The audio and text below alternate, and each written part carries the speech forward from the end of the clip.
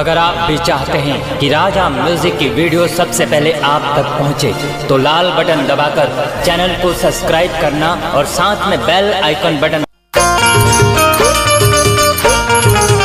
हाय भैया, हम व्यास साहेबगिरी राजा म्यूजिक आंसू स्टूडियो के माध्यम से एक गीत सुनावे जा रहे बनी।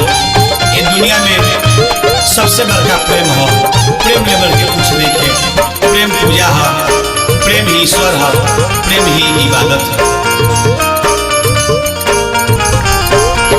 प्रेमावा होला ना बरियारी, प्रेमावा होला ना बरियारी।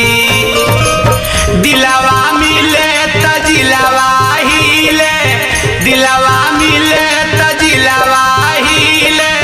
नेह के खिले फुलवारी, प्रेमावा होला ना बरियारी, प्रेमावा होला ना बरियारी।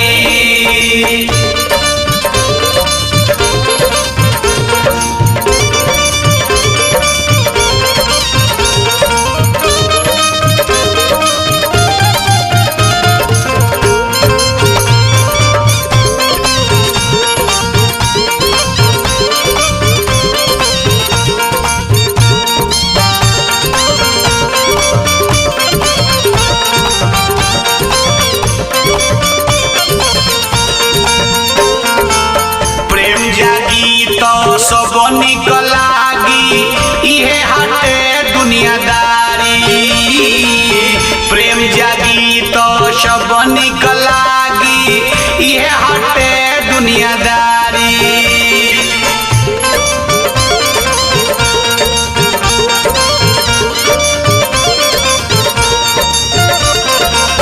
प्रेम जागी तो सब निक लागी इहे हटे दुनियादारी।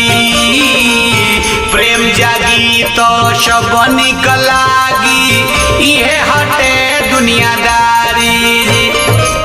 प्रेम प्यार जाति न देखे, प्रेम प्यार जाति न देखे, ना देखे गोराकारी। प्रेमावा होला ना बरियारी, प्रेमावा होला ना बरियारी।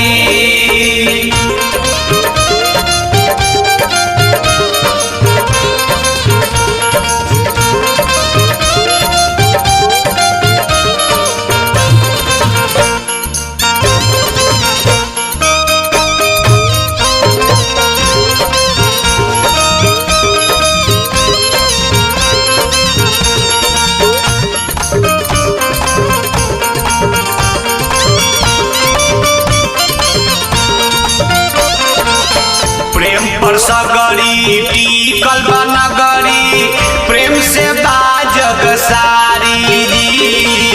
प्रेम पर सगरी टिकल बा नगरी, प्रेम से बाजग सारी।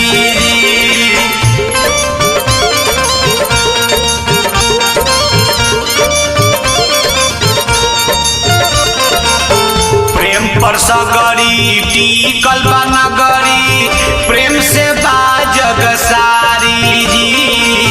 प्रेम पर सगरी टिकल बा नगरी, प्रेम से बाजग सारी जी। प्रेम ही जीवन हटे भैया, प्रेम ही जीवन हटे भैया। कहले कृष्ण मुरारी, प्रेमावा होला ना बरियारी, प्रेमावा होला ना बरियारी।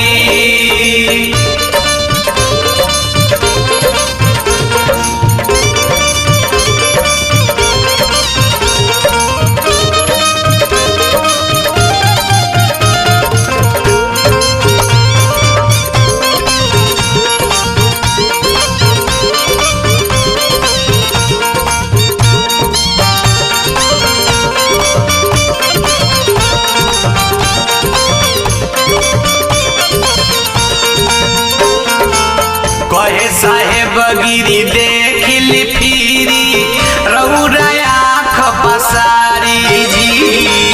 कहे साहेब गिरी देखिली फिरी, रउरा आँख आँख पसारी।